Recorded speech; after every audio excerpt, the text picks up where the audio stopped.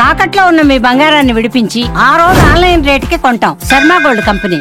నమస్తే సుమన్ టీవీ ప్రేక్షకులందరికీ ఉగాది పండుగ శుభాకాంక్షలు. నేను మీ కీర్తి. ఉగాది అనగానే అందరం మనం వెయిట్ చేసేది ఉగాది పంచాంగ శ్రవణం కోసం.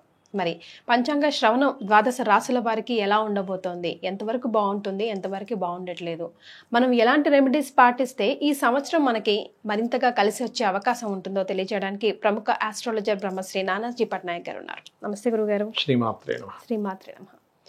గురుగారు, క్రోధినామ సంవత్సరం వెళ్ళిపోయి శ్రీ విశ్వవసునామ సంవత్సరంలోకి ఎంటర్ అయిపోయాం. తెలుగువారి సంవత్సరాది ఉగాదికి వచ్చేసాం. మరి పోయిన సంవత్సరం మనం మిస్ అయ్యింది, ఈ సంవత్సరంలో భర్తీ చేసుకునే అవకాశం ఏమైనా ఉందా? మరి ఈ సంవత్సరం విశ్వవసు అనగానే కొంచెం మంచి వైబ్రేషన్స్ అయితే ఇస్తుంది గురుగారు. క్రోధి అనగానే అది కొంచెం ఏంటోలాగా అనిపిస్తుంది. సో ఎలాంటి వైబ్రేషన్స్ తో ఈ సంవత్సరాన్ని మనం మొదలు పెడుతున్నామంట? క్రోధినామ సంవత్సరానికి రవి ఏమన్నా కుజుడు అధిపతి అయ్యాడమ్మా. క్రోధం అంటే గొడవలు, కోపాలు, ఇవన్నీ క్రోధం తెచ్చుకోవడం అంటాడు. క్రోధం నీకు పనికిరాదు అంటూ ఉంటాం. దానికి తోడు కుజుడు కనెక్ట్ అయ్యేసరికి అక్కడ అన్ని కోపాలు, గొడవలు. మీరు చూడండి, యూట్యూబ్ తీస్తే సంవత్సరం అంతా ఎవరెవరితోనో ఘర్షణ, గొడవలు. ఒక్క రోజు గ్యాప్ వచ్చిందంటే ఇంకో రోజు ఏదో ఒక ఘర్షణ చూస్తూ ఉన్నాం మనం. కాబట్టి విశ్వవసునామ సంవత్సరంలో అన్ని గొడవలు అయితే ఉండవు. Point number 1. మరి ఈ షష్టగ్రహ కూటమితో వస్తుంది కదా విశ్వవసునామ సంవత్సరము. మరి దీనికి ఏమిటి అంటే, షష్టగ్రహ కూటమి వల్ల పెద్ద పెద్ద రోగాలు, కరోనాలు లాంటివి వస్తున్నాయని అందరూ అంటున్నారు, కానీ అట్లాంటిది ఏమీ రాదు. జల ప్రళయాలకు కొంచెం ఛాన్స్ ఉంది, ఎందుకంటే జలరాశులు అధికంగా ఉన్నాయి కదా. అంటే ఏంటంటే ఇప్పుడు ఇంత ఎండాకాలంలో కూడా సడన్గా వర్షం పడడం. కొంచెం బుధుడు నీచబడి ఉన్నాడు కాబట్టి, ఈ విశ్వవసునామ సంవత్సరంతో బుధుడు నీచంలో ఉన్నాడు కాబట్టి కొంచెం ఏంటి, షేర్ మార్కెట్లో ఫ్లక్చువేషన్స్ రావడం, కొంచెం బార్డర్స్ దగ్గర ఈ కుజుడు కూడా నీచంలో ఉన్నందుకు కొంచెం బార్డర్స్ దగ్గర ఈ మిలిటరీ, ఈ సైనికులు కొంచెం ఇబ్బందికరమైన, సెక్యూరిటీ సంబంధించిన వాళ్ళకి కొంత ఇబ్బందికరమైన వాతావరణం. అయితే ఈ విశ్వవసునామ సంవత్సరానికి రవి అధిపతి కాబట్టి గవర్నమెంట్లో కొన్ని మార్పులు, కొన్ని పదవులు, గవర్నమెంట్ జాబ్స్ చేసే వాళ్ళలో కొన్ని మార్పులు, కొంచెం ఈ శని రాహువులు మీనరాశిలో కలుస్తున్నందుకు కొంచెం అంటే ఆధ్యాత్మికంగా కొన్ని తారాస్థాయిలో కొంతమంది ఉంటారు పీఠాధిపతులు, వాళ్ళకు కొంత ఇబ్బంది ఇస్తుందమ్మా ఇది. అది కొంచెం చూసుకోవాలి. ఎందుకంటే శని రాహువులు మీనరాశిలో కలవడం అనేది మామూలు విషయం కాదు. అది రెండు గురు రాశులని అది క్యాప్చర్ చేస్తుంది. కొన్ని అయితే అసలు ఇంత అంటే కొన్ని దేశాలు ఆర్థిక మాన్యంలో పడ్డం, కానీ అయ్యో మరి ఇంత కమర్షియల్గా ఆలోచిస్తున్నాయా దేశాలు అనేటువంటిది మాత్రం మనం నివ్వరపోయేలాంటివి కొన్ని వింటాం మనం. ఎందుకంటే బుధుడు నీచ కదా, అందుకని. కాకపోతే క్రోధినామ సంవత్సరంలో వచ్చిన ఘర్షణలు ఈ సంవత్సరం రావు. ఎందుకంటే కుజుడు కాదు, రవి అంటే ఏంటి, కొన్ని స్ట్రిక్ట్గా కొన్ని రూల్స్ పాటించడం కానీ ఇట్లాంటివన్నీ ఉంటాయి. కాబట్టి ఆ రవి మీద కేతు వస్తున్నాడు కాబట్టి ఈ విశ్వవసునామ సంవత్సరం ప్రారంభమైన సంవత్సరంన్నర లోపల ఒక పెద్ద స్థాయిలో ఉండేటువంటి గవర్నమెంట్ ఎంప్లాయీస్ కావచ్చు, రాజకీయ నాయకులు కావచ్చు, వాళ్ళ మార్పు జరుగుతుంది. ఇది సో చేంజెస్ ని యాక్సెప్ట్ చేయడానికి రెడీగా ఉండాలి. సీఎంలు కావచ్చు, పిఎంలు కావచ్చు, ఎవరైనా మార్పు. ఇంకొకటి కూడా ఏంటంటే భూతత్వ రాశుల్లో కేతు ఉన్నాడమ్మా ఇంతకాలం. ఈ భూతత్వ రాశిలో కేతు ఎప్పుడైతే జరిగాడో భూమికి సంబంధించిన వాటిల్లో కొంత రేట్లు ఆగిపోయినవి, కొంత మూమెంట్ కదులుతుంది. సో రియల్ ఎస్టేట్ పరంగా కూడా బాగానే ఉండబోతుంది కొంత గ్రోత్ ఉంటుంది జూన్ నుంచి.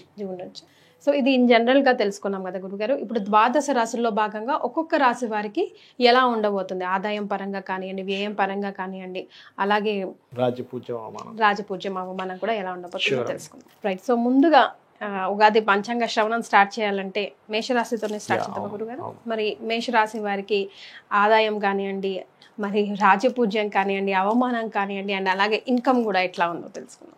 వీళ్ళకి ఆదాయం 2, అంటే మనం ఏ పంచాంగం తీసుకున్నా అందరూ చూసేది ఇదే. ఆదాయం ఎంత ఉంది, వ్యయం ఎంత ఉంది. ఆదాయం 2, వ్యయం 14గా ఉంది వీళ్ళకి. అని భయపడాల్సిన పని లేదు. నేనేమంటానంటే ఈ లెక్కలు చూసి భయపడకండి. మీ జన్మజాతకంలో మహాదశ నడుస్తుంది, ఈజ్ మోస్ట్ ఇంపార్టెంట్. మీకు ధనాన్ని ఇచ్చే మహాదశ నడుస్తే ఇక్కడ 2 కాదు కదా, 1 చూపించినా మీకు ఏమీ నష్టమే ఉండదు. కాబట్టి 2, 14 ఉన్నంత మాత్రం భయపడాల్సిన పని లేదు. దీన్ని మనం పెంచుకోవచ్చు. ఎలా అంటే ఆదాయం 2 ఉంది, వ్యయం 14 ఉంది. కాబట్టి వ్యయాన్ని తగ్గించుకోవాలి. మేషం వారికి 12వ స్థానంలో అధిక గ్రహాలతోనే ఈ సంవత్సరం ప్రారంభమవుతుంది. కాబట్టి ఆ వ్యయము ఇంట్లో పెట్టే ప్రతి ఖర్చు మీరు పెట్టుకుంటూ వెళ్ళారనుకోండి, వ్యయం అనేటువంటిది తగ్గుతుంది, గుర్తుపెట్టుకోండి. ఓకే. అలాగే 12వ స్థానంలో అధిక గ్రహాలు ఉన్నాయి. 12వ స్థానంలో అధిక గ్రహాలతో ప్రారంభమవుతుంది మీకు సంవత్సరం. కాబట్టి కాస్త విదేశాలకు వెళ్ళే ఛాన్సెస్ కూడా ఇస్తుంది 12వ స్థానంలో అధిక గ్రహాలు ఉండడం వల్ల. మరి జయం తగ్గాలంటే ఏం చేయాలి అంటే, మీకు 12లో ఉండే అధిక గ్రహాలు ఉన్నాయి కాబట్టి ఏదైనా ఆలయానికి వెళ్ళి అక్కడ సేవ చేయడం, గోవులకి బెల్లము ఇట్లాంటి పదార్థాలు తినిపించడం. సహజంగానే మేషం వరకు ఏలినాటి శని ప్రారంభం కూడా అవుతుంది కాబట్టి ఇన్వెస్ట్మెంట్స్ చేసేటప్పుడు కాస్త చూసి ఇన్వెస్ట్మెంట్స్ చేయండి. అదొకటి. ఫారెన్ కి వెళ్ళే అవకాశం ఉంది అని అంటే దానికి అర్థం ఖర్చు కూడా ఉన్నట్టే కదా గురుగారు. దాన్ని ఆ రకంగా కూడా చూసుకోవచ్చా? ఇప్పుడు నెగటివ్ సెన్స్ లోనే అమ్మో అనుకోకుండా. అవునమ్మా, ఫారెన్ కి వెళ్ళే ఛాన్సెస్ ఉంటాయి. కాస్త ఇన్వెస్ట్మెంట్స్ ఎక్కువ చేస్తారు, చూసి ఇన్వెస్ట్మెంట్స్ చేయాలి. అదొకటి. ఇక మీకు ఆదాయం పెరగాలి అంటే ఎప్పుడైనా సరే 2వ అధిపతి వీళ్ళకి శుక్రుడు అవుతాడు. శుక్రగ్రహం దగ్గర దీపారాధన చేయడము, లలితా సహస్రనామాల్లో ఓం సంపత్కరీ సమారూఢ సింధుర వ్రజ సేవితాయ నమః అనే మంత్రం చేసుకోవడం మంచిది.